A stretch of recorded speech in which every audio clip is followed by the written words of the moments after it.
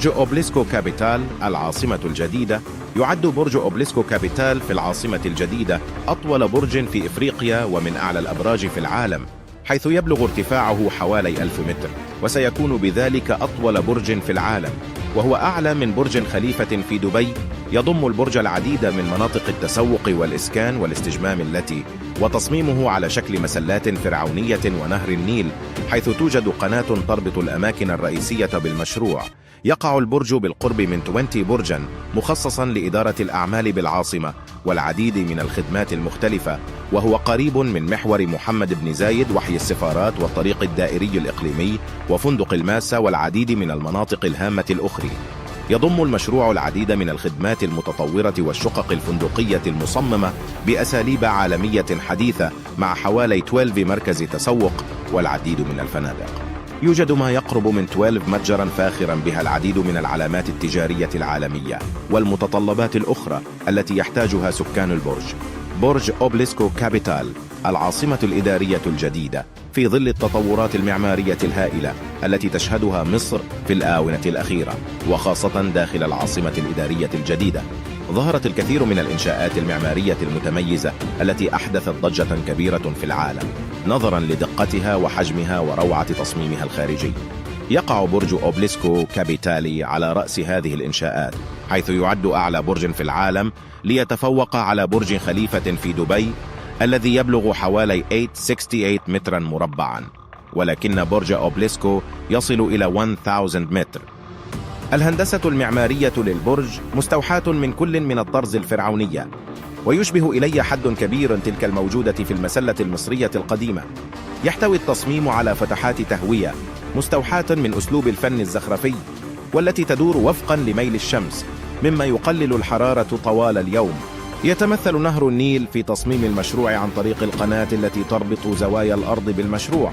النمط على واجهة البرج مستوحى من تصميم زهرة اللوتس المستخدمة في العصر الفرعوني. زهرة اللوتس نمت في دلتا النيل منذ آلاف السنين، ومن المعروف على نطاق واسع أنها لعبت دورا كبيرا في الحضارة المصرية القديمة.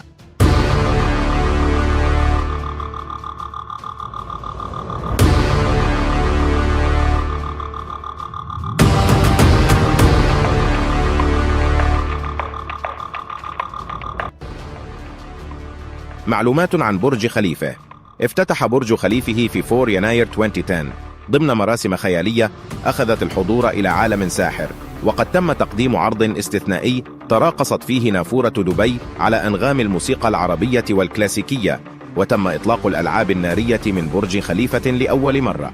وكانت هذه اللوحة التي رسمتها دبي الأولى من نوعها ما جذب أنظار العالم إليها حتى يومنا هذا. سبب تسمية برج خليفة بهذا الاسم: برج خليفة ودبي مول. يتوسط برج خليفة منطقة داون تاون دبي. حصل البرج الأعلى في العالم آنذاك على اسم خليفة ليلة الافتتاح، وقد أعلن عن الاسم صاحب السمو الشيخ محمد بن راشد آل مكتوم رعاه الله، خلال كلمة قال فيها: نبني القمم العالية بالهمم العالية، ونستثمر للإنسان بالإنسان. واليوم الإمارات ترسم نقطة ضوء على خارطة العالم الجديد، وكون البرج أعلى نقطة في العالم بناها البشر لابد أن يقترن بأسماء كبيرة، وعليه أنا أعلن عن افتتاح برج خليفة بن زايد. كانت هذه أول مرة يعلن فيها اسم البرج، فقد كان دائما يسمى برج دبي، وقد ترك سموه هذه المفاجأة ليعلن عنها ليلة الافتتاح، وليربط هذا الإنجاز المميز باسم صاحب السمو الشيخ خليفة بن زايد آل نهيان رئيس دولة الإمارات العربية المتحدة سابقا، طيب الله ثراه. ارتفاع برج خليفة. سنجيب الآن على تساؤلاتك حول ارتفاع برج خليفة. وكم طابق برج خليفة؟ يبلغ طول برج خليفة 828 مترا، أما عدد طوابق برج خليفة فهو 163 طابقا. هل برج خليفة البرج الأطول في العالم؟ يجدر بالذكر أن برج خليفة لم يعد البرج الأطول في العالم، فالقاهرة على موعد جديد في تحطيم الأرقام القياسية بأعلى بناء شيده الإنسان في التاريخ بعد برج خليفة، ألا وهو برج أوبليسكو كابيتال في العاصمة الإدارية الجديدة بمصر.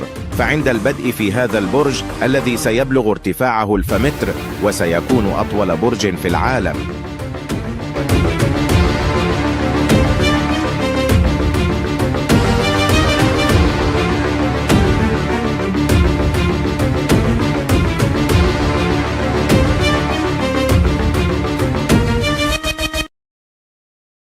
السلام عليكم. لا تنسوا الاعجاب بالفيديو والاشتراك في القناة تشجيعا لنا لنستمر بنشر المزيد إن شاء الله.